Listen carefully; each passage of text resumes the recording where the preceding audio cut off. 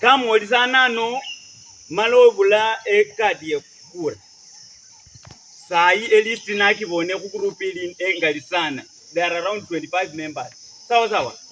Sisi ni comrade na comrade, kuna mtu mwingine akadefine comrade kwamba ni comrade ni mtu analipa rent, anatakana akule, anatakana afanye mambo yote na afanye kazi. Sawa. You comrade. Therefore, sisi tumekuwa hivyo na tumekuwa attached kwa watu wengi sana.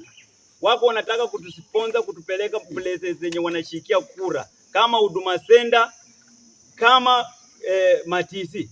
As we are talking already, watu wenye majina yao iko 25. We want to organize a bus kubwa ile kubwa 70 what?